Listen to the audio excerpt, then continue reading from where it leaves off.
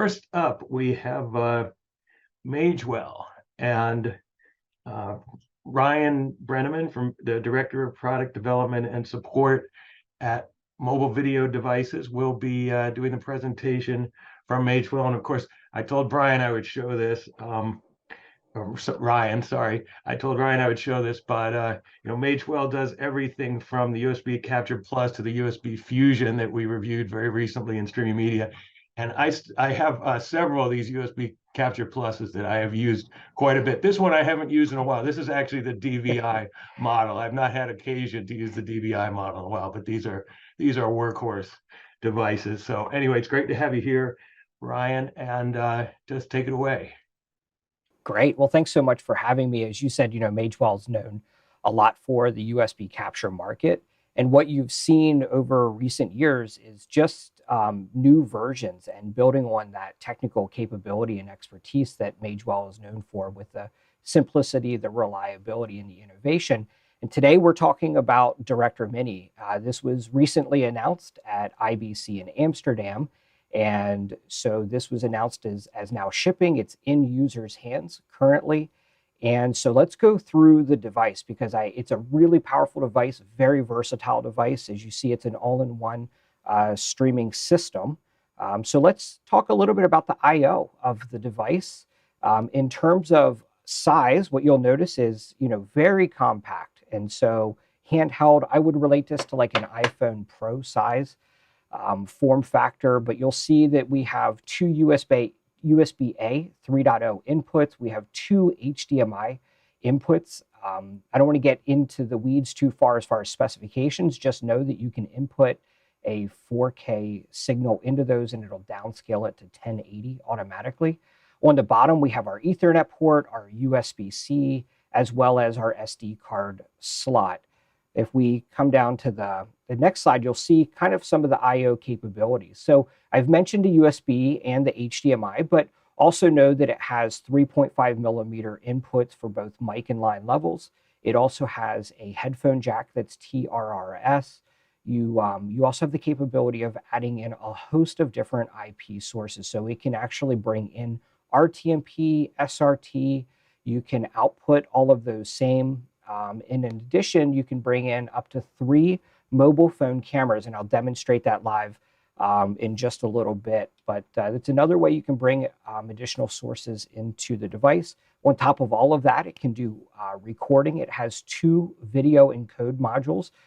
So those can go to things like your SD card or to a USB drive, but they can also be ISO record or ISO streams via SRT for remote contribution.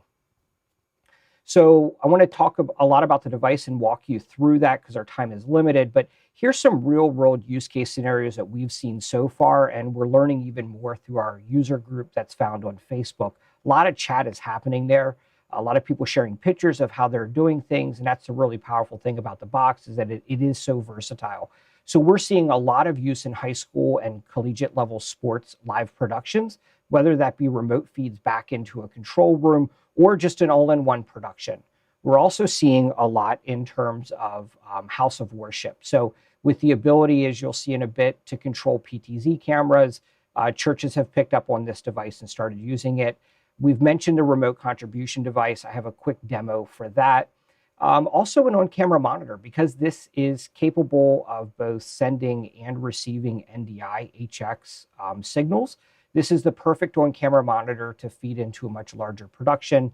And then another area that we're seeing a lot of uptick in is the public safety drone market. Getting a video feed from a thermal capable drone into something like YouTube or even as a private stream. So without further ado, let's actually bring up the device and show you what's going on with it. So what you're seeing right now in the top side is just a duplicate screen of the device. The bottom would be our program view. And then on the right-hand side, you're seeing something that I think is a fantastic way to control the device. It's the Director Utility. Now, this is on an Android phone that we're seeing, and you'll notice that we're presented with 2 options. I can serve as a remote assistant or as a phone camera. So for the time being, I'm going to go ahead and tap Remote Assistant. What it's doing is it's looking for all the Director Mini units that are on the network.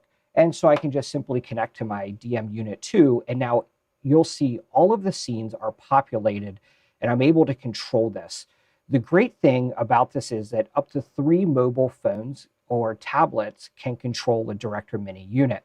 So I may have one person who decides to switch between the various scenes, or I may have somebody else who wants to work on just graphics. And now I have a graphic operator position. Additionally, we're able to use the audio mixer to control various different inputs. And I have a lot of them turned down so they wouldn't come through and interrupt me speaking. But it gives you the option to be able to place Director Mini in an area that is convenient for hooking up cameras, but know that you can control those sources from anywhere through the local hotspot that it can broadcast. So you can have a parent in a stand doing something like a scoreboard.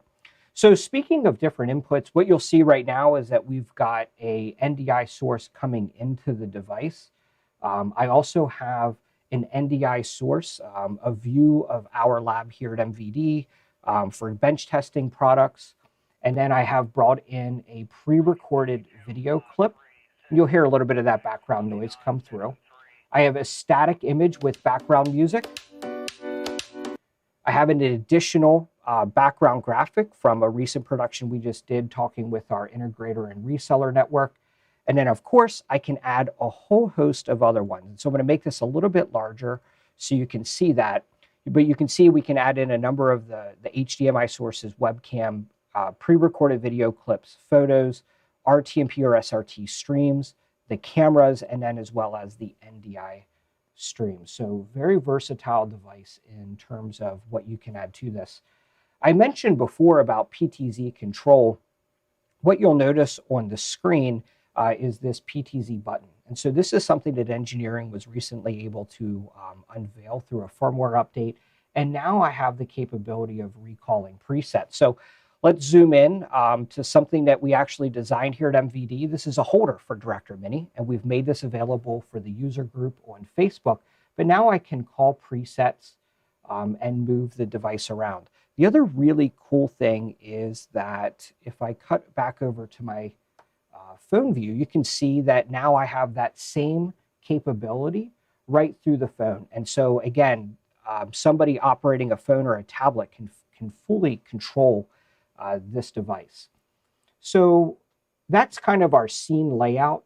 You'll see that we also have the capability of a full audio mixer. And so let's bring that full screen so you can see that, but you can adjust the various different audio levels.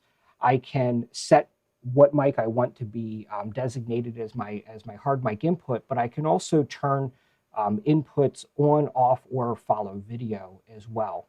If I've added a source, I'll be able to preview that when I'm in and viewing that source, or I can edit any scene that I want. So this video here, for example, had audio in the background, and I'm able to adjust that volume before I even go live with it. This is the scene edit function, which again, very powerful layer type tools to be able to manipulate video. I can scale the video, I can move it around. I can add labels or frames to the video. The other great thing is I can set actions, what I want to do when the video is done. I can rewind it to the start. I can actually switch to various different scenes. And so it's an extremely versatile way to bring in pre-recorded video clips, but I can also add layers. So now I have the opportunity for picture-in-picture, side-by-side. I can set my transitions or maybe even a play range. You know, maybe I don't want the full video to play, and now I can set that play range to exactly what I want it to do. As I mentioned, if I cut here to this background file, I've added audio, which you should be hearing now, and I can edit that audio right here. So I can get that set exactly the way I want before I bring that in live. And we'll cut back off of that. Into the next tab is our graphic overlays, and there's a full suite of graphic overlays that are available. There's a lot of preset ones and also custom ones. So one of the things I'd like to do is show you one that I love is our countdown timer. So you'll see this countdown from 10 seconds, and what we're going to notice is that this will actually cut at the end of 10 seconds. It will take the background down, and I've told that to cut to the PTZ camera shot. And so if I come in here, I have these policies. And so I'm telling it then to switch to which source or camera that's preset up in my show. So an extremely versatile way to do this. You can see I can move this around. I can change all of my colors. I can even add sound effects to this particular graphic. So that countdown timer is actually something that's pretty fun to use. Additionally, we have the ability to overlay any transparent PNG files, as you see here with our Magewell logo. Or maybe I want to put a logo on the left-hand side. This was actually from a church live stream that we did from outside in testing a device. We've also built in several graphics. Let me just cut off here to the program view so that you can see this full screen of what it looks like. And so you have the ability to overlay those graphics too. We even have cool graphics like clocks that are built in. As you'll see, we have list items. And if I come here, I can edit that list out. I can plug in a keyboard and mouse over USB. All of the USB ports are host controllers. So now I can use a keyboard and mouse to quickly edit that list. And then there's other additionals. So we've pre-built in lower third examples. We have animated text that scrolls at the bottom. And then you can add anything custom that you want. So I can just simply go through here and start layering on a bunch of different custom graphic overlays. Something else that's really neat is we've added in a telestration feature to the device. So I can actually draw right on the screen. I can tell it for how long I want that to remain up just by adjusting these parameters here. Maybe I want to change the color to something a little bit different, but it has a telestration control. And then furthermore, we can fade to black. We can freeze the scene. In the menu settings, you have a lot of different options for setting your encode parameters.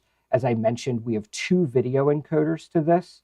And so you can set these to be various things. As you'll see here, I have the option of encoding straight from HDMI or webcam into a source such as SRT or RTMP or even an ISO recording. So very versatile system there. One of the other things that we recently just added is the LED backlight. So on camera use, we've now switched this not to be just LED indicators, but these can actually serve as tally lights in an NDI production where this is an on-camera setup. Of course, we have recording capability to the device, and I can also select different shows. So right now I'm showing you the default show with a lot of different examples, but I can switch this off to be a 9:16 vertical view, or I can set other remote guest shows, or maybe even a football example that I'll go to in just a few moments. So with that being said, I'm just looking at Q&A here real quick just to see if there's anything that might be popping up. Yeah, we got one question from Patrick Kirby. Yeah. He asks, what might be some use cases for this versus some of the other traditional live streaming equipment? Sure. Versatility is one of the things that this device really shines with because it can serve as an encoder, a decoder, the number of different inputs that it has. So I like to view this as kind of complementary. It's like a Swiss Army knife of video production. It can do the full stream to YouTube, Facebook, Twitch. As you see here, we have options of encoding to all of these different platforms. And you just simply add a new one as you want to add into that. And you can choose that to be encode 1 or 2. So just the versatility around the device is one of the things that I love the most about this. I'm going to cut back over here so I can change this, this program because I want to show you one of the other use cases that is centered around this. And this is remote contribution.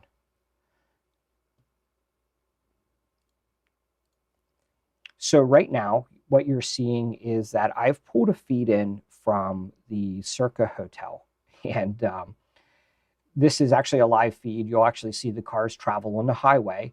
But I'm able to pull this feed in using SRT without any port forwarding by using our control hub. And Magewell Control Hub is a software that was announced about maybe 6 months ago, an iteration of the original cloud product, but it basically allows me to create streaming channels. And within those streaming channels is where I can pull things in from. So if I cut over here, what we'll see is that I now have the capability of not only controlling these devices, you can see the Circa is an Ultra encode, but if I come down here to channels, I'm seeing that as well. Now, the cool thing is that I can also encode simultaneously. So if I come over here, and I'm going to bring up this box here, and what we will see is this come through live. So I'm just going to connect, and we'll see this video feed start to come through. So right now I'm moving SRT both in and out of my studio right now using Director Mini, and using Control Hub as kind of the interface to route those signals without any need for port forwarding. So like I said, this is a live view of that camera. I'll show you here another one because I have a Director Mini that is up from Livestream Las Vegas. So their unit is online. And so I'm able to see that unit. I can actually remotely control that unit. They actually are feeding video to me. So thanks Livestream Las Vegas for sending me a video feed. What we'll notice here in the streaming channels is, yep, here's their feed coming through. Cool thing is I can view that feed and listen to the audio. But you can have full remote control of the device. All of the devices feature a web interface to access it. And the cool thing is I can access the web interface right from my web browser. So if I take a look here, I can see my IP address of the device. And so I can just simply punch in my IP address. It will load my interface. And now I have capability of switching scenes as well. I can add in any of my graphic overlays. I can look at my background music, adjust my volume, set my recording features, and also view recordings that were set live. As you'll see here at the bottom, this was the outdoor church service that we did. So from a remote contribution standpoint, the device is extremely powerful in what it can handle. So I am going to switch again and change over to my football example. And let's go ahead and bring that up here. And let's start my stream out. So our program view at the bottom starts to go active. Okay, there we go. So what we've got right now is we have the ability to see this football program, and it's really fast in changing this over. Now I have control of my cam op view or another picture-in-picture source. So one of the things that I love with this serving on top of the camera is that it's really easy for me to be able to bring back a program feed from a larger production, something like feeding vMix, for example. And with this independent record or NDI transmit function, the encoder, now I have the option of putting this on top of a camera. The cam op will see the program view. So in the upper right corner, I'm just kind of simulating a returned feed. Now the camera op also has all of his own, the ability to view where things are at. Within graphics, we can add in transparent overlays. So you can see right there, I've got that in. If I want to add another one, it's as simple as hitting custom. I'm going to come to picture. I can search my USB device, football graphics, and now let's just say I want to add Tim Brook Automotive. And I want to shift this up into the corner, and I'll scale it down just a smidge. I hit save, and now that's available for me as well. So really quick to add graphics into this. And again, if I want to trigger that graphic right from the phone, I can do that as well. The other thing that you'll see is that we have a scoreboard. And so it's hidden behind on the duplicate view, but on the program view, you'll see that that's up. The other cool thing is I can control this from the mobile phone. So I can adjust score parameters. I can rename the game. So I just come down here to edit, and I can edit this game.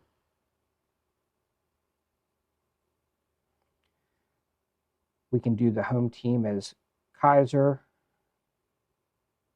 and we'll do this as point.